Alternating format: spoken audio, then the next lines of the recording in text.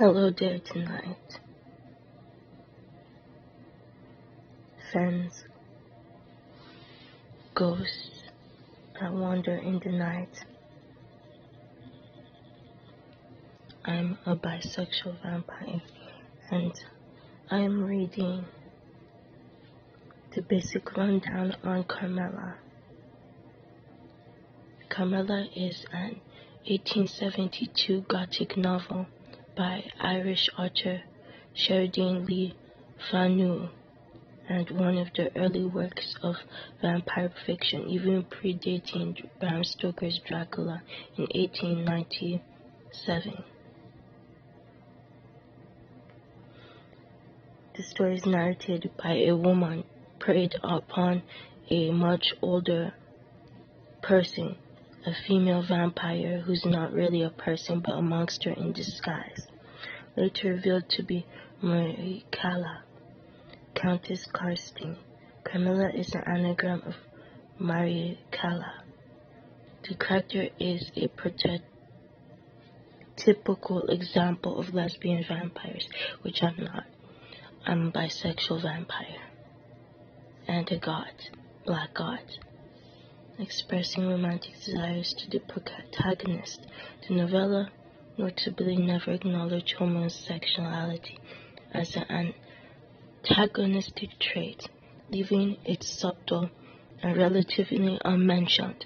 The story is often anthologized and has been adapted many times in film and other media as well. Carmela is serialized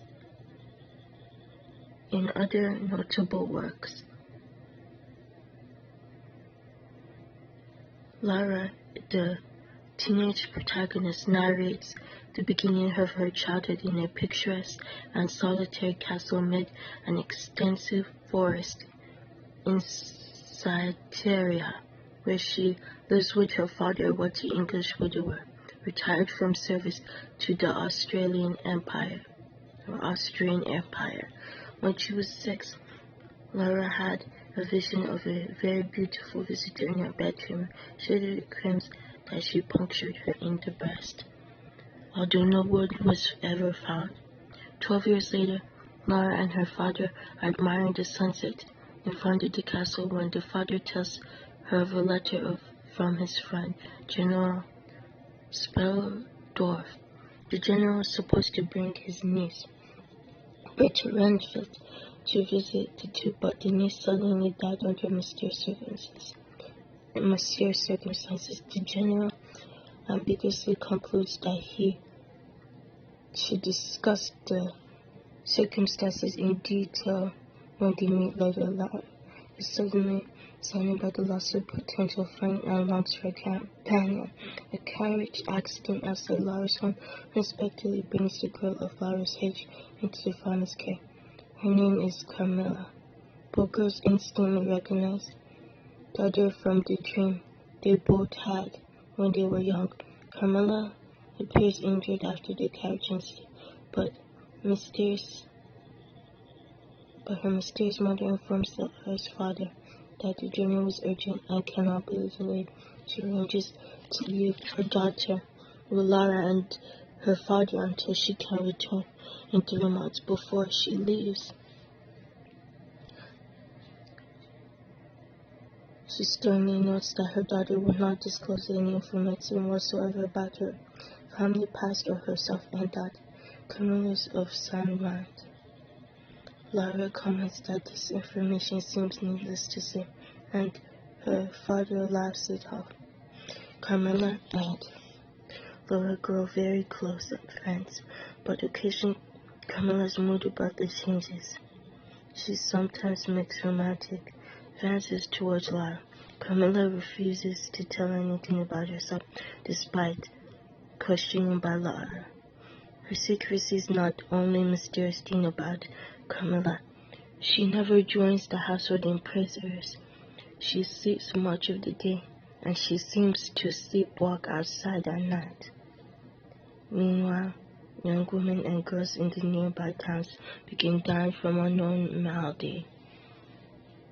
As the funeral procession of one of the victims passes by, the two girls join in the funeral hymns. Carmela bursts into a rage and scolds Lara, complaining that the hymn hurts her ears. When a ship of restored heirloom paintings arrives, Lara finds a portrait of her ancestor, Michaela, Countess Karstein, dated 1698. The portrait resembles Carmela exactly, down to the mole on her neck. Carmela suggests that she might be descended from the Karsteins, though the family died out centuries before. During Carmela's stay, Laura has nightmares of a large feline beast entering her room somehow. The beast springs on the bed and Laura feels something malicious, an inch or two apart, darting deep in her breast. The beast then takes the form of a female figure and disappears through the door, while opening it. And in another nightmare, Lara hears a voice say, "Your mother warns you to beware of the assassin," and a sudden light reveals Carmela standing at the foot of her bed, her night dress drenched in blood. Lara's health declines, and her father has a doctor examine her. He finds a small blue spot an inch or two below her collar, where the creature in her dream bit her, and speaks privately with her father, only asking that Lara never be unattended. Her father then sets out with Lara in a carriage for the ruined village of Karstein 3. As descent, they leave a message behind, asking Carmela and one of the governesses to follow once the perpetually late sleepwalking Carmela wakes. En route to Karstein, Lara and her father encounter General Savino.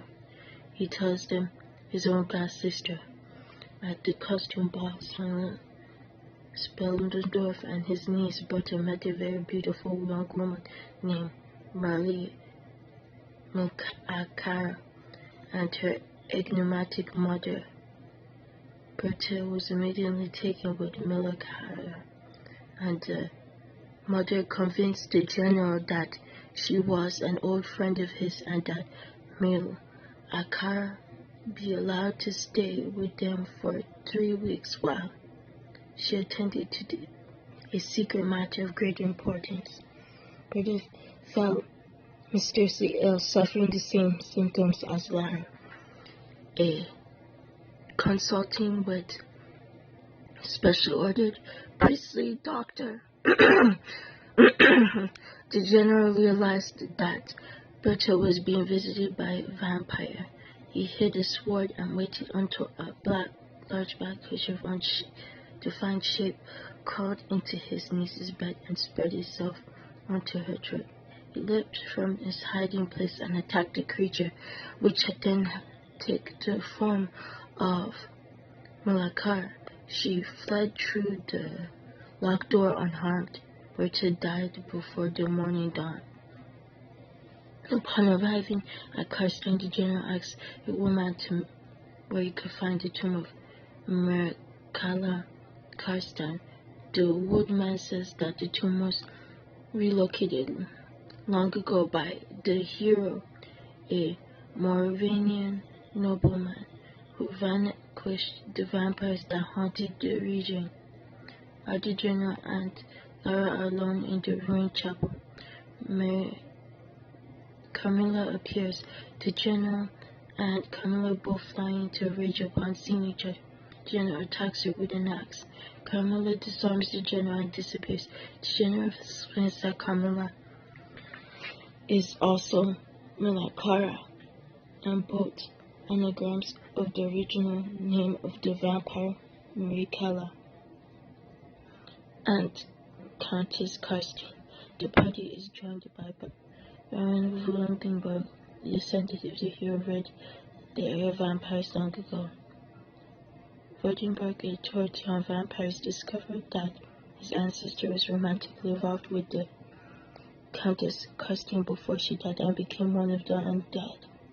Using his forefather's notes, he locates Marcalla's hidden tomb. An imperial commission exhumes the body of Marcalla.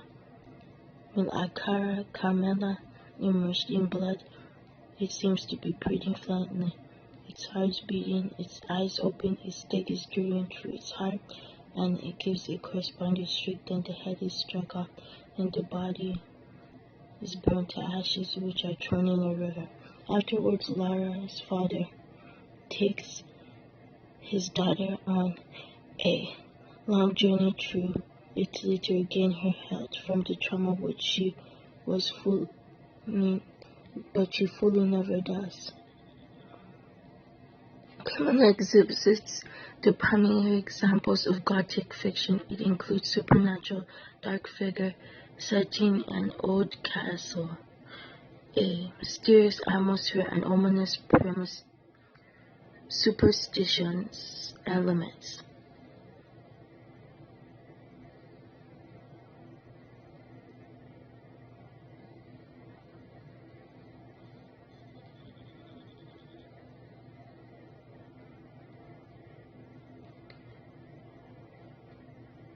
Carmela is the opposite of male vampires and is actually involved with her victims both emotionally and sexually. Moreover, she's able to exceed even more limitations by dominating in the end that her mortality suggested to be slain by the river where her ashes have been scattered. The parts of the negative female parasitism and lesbianism by depicting a mutual and irresistible connection between Carmela and Laura. The latter, along with other female vampires, become a symbol of Victorian women, restrained and judged for their emotional reflex ambiguity. Laura's speech and behavior reveals her struggles being fully expressive of her concerns and desires. Another important element of Carmela is the concept of dualism, represented through the juxtaposition of vampire and human, as well as lesbian and heterosexual. It is also vivid in Laura's irresolution, since she feels both attraction and repulsion towards Carmela.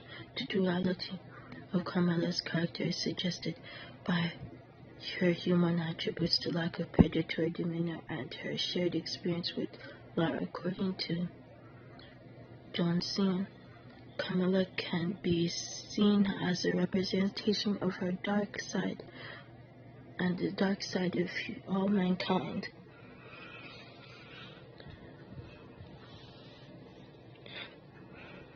That's the end of that anyways.